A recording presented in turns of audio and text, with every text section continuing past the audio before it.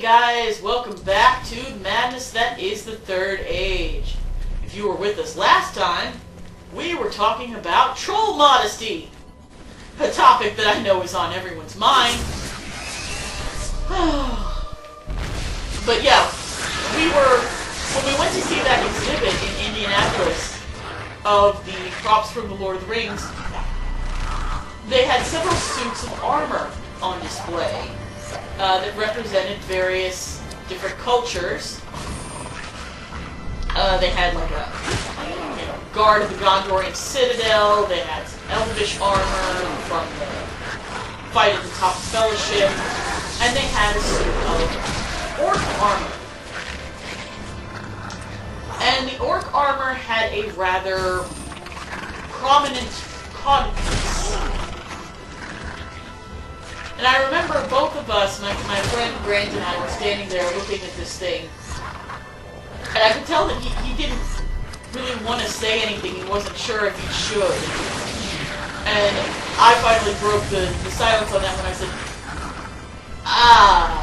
nice codpiece there for the orc. And he goes, yeah. It was obviously making him uncomfortable. And we came up with a theory to explain why that thing was there. Not just the orc codpiece, but also the troll loincloth. We call it the Mordor Modesty Policy, which is that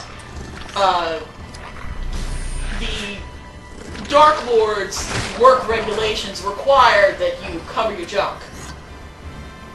But the cleverer creatures, like the orcs, find ways to cover their junk that might as well not be covering it, that make it actually more prominent.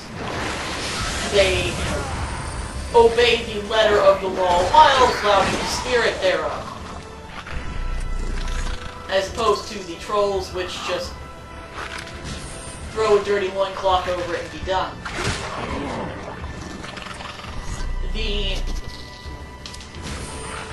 orcish codpiece, though, makes even less sense when you wonder about how orcs reproduce. You question whether they would even have sexual reproduction. And in fact, one theory that I've heard is that all orcs, no matter what they might look like or sound like, how do I get to this? There we go. No matter what they might look like, sound like, or what pronouns they use, one theory is that all orcs are in fact female. In which case the orcish codpiece might be an attempt at convincing cross-dressing. These are the deep and disturbing insights that I bring you people. You're welcome. That's it! Hit the goblin, baby!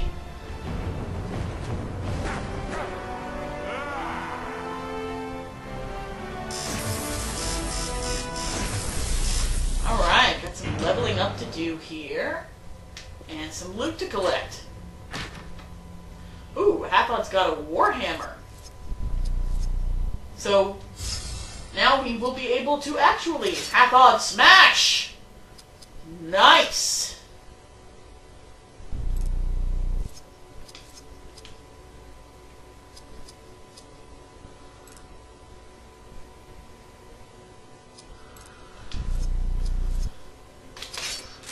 Let's check out this warhammer, shall we? Ho ho ho ho ho! Yes!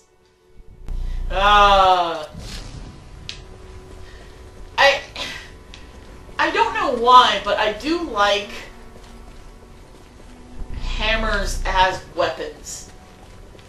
You know, especially if your character, well, and this is the sort of character that would have a hammer as a weapon. If you've got a big, strong male character, a hammer makes an awesome weapon for that character. This must be a burial house of great honor. Aye, here lie the lords of Moria. Carefully. don't want to join them.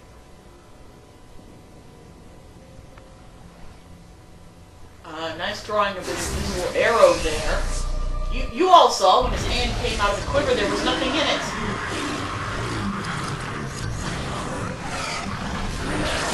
Also, here lie the lords of Moria.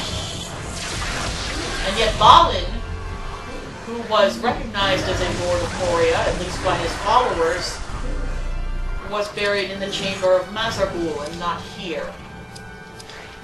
Okay.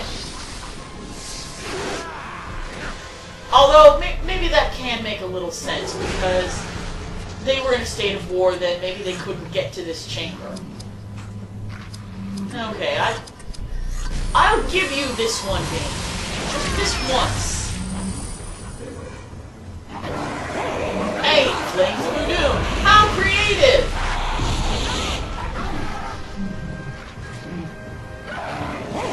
Oh, twice in a row. Man, you are just... You are...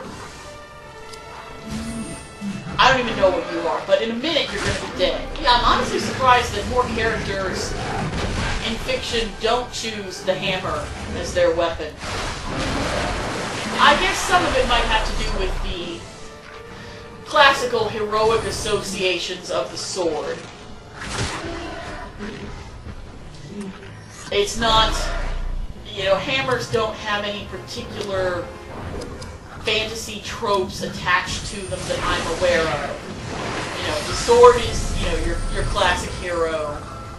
You know, axes are for dwarves, or for barbarians who, you know, dress in furry loincloths. Bows are for either elves or for women, which... That's another one that always struck me as very odd. It's why... It pays off. Is why they always make the archer either an elf or a girl.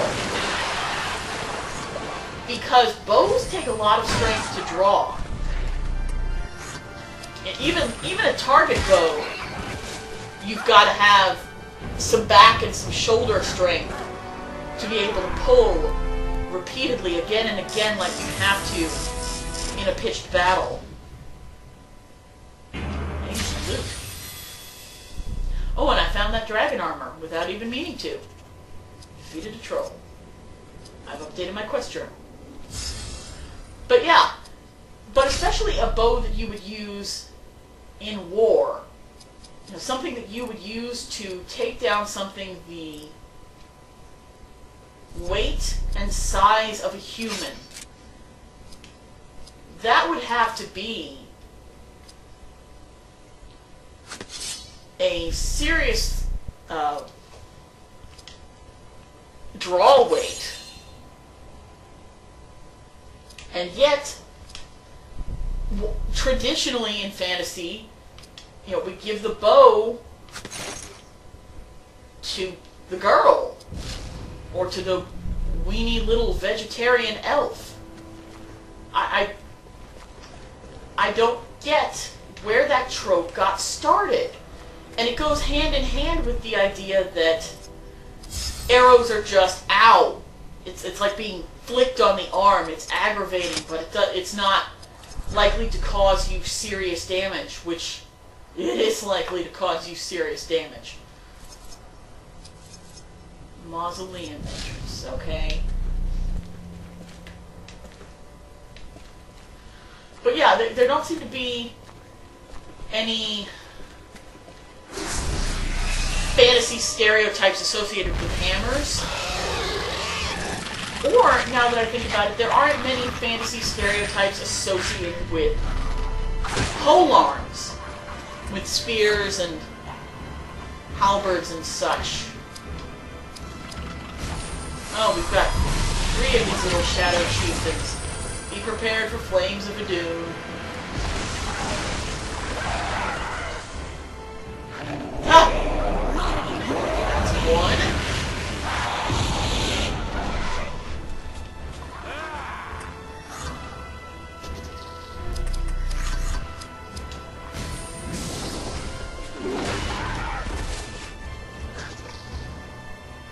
That's two.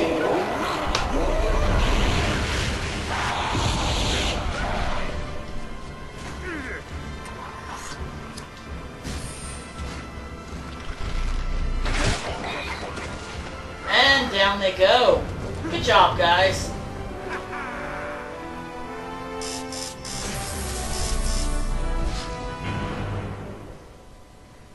I do appreciate that in this game, at least, they've given the bow to a guy who, you know, looks like he has the back and arm strength to actually draw a war bow. Ooh.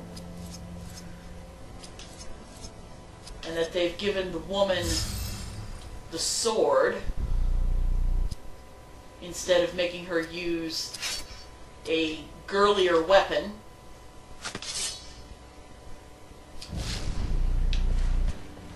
And later we will get another female character who is also, I can appreciate that they didn't relegate her to a girly weapon either. So I'll give them that. They may be riding a lot of fantasy stereotypes, including some not originated by Tolkien, but they bucked those too. You know what? Let's get this over with. Shall we? We shall.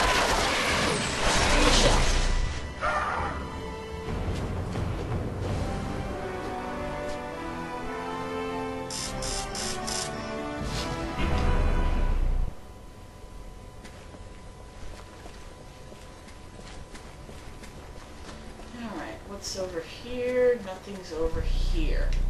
But you want to carefully check out every last little space.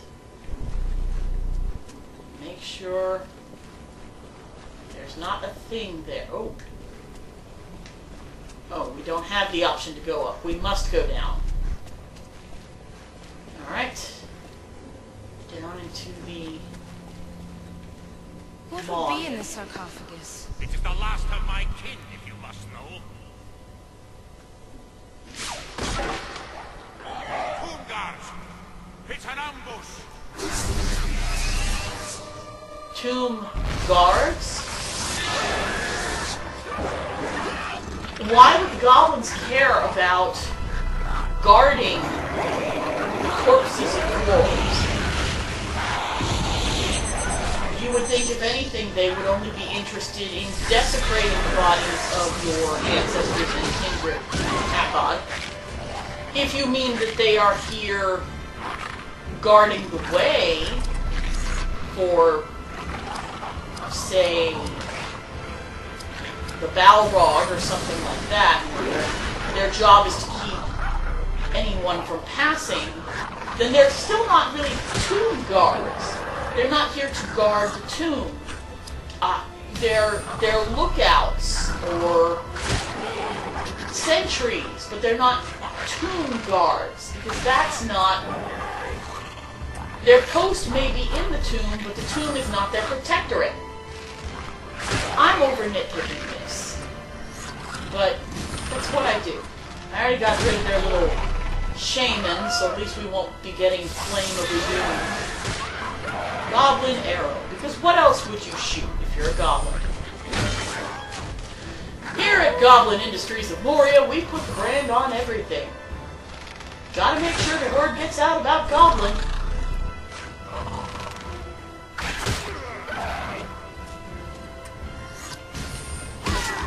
There we are. Alright. Having taken care of that nonsense, and completed a quest I didn't even know that we had, we are not going to view that scene today. We will save that for next time, when I will see you back here for more Third Age. Bye, guys.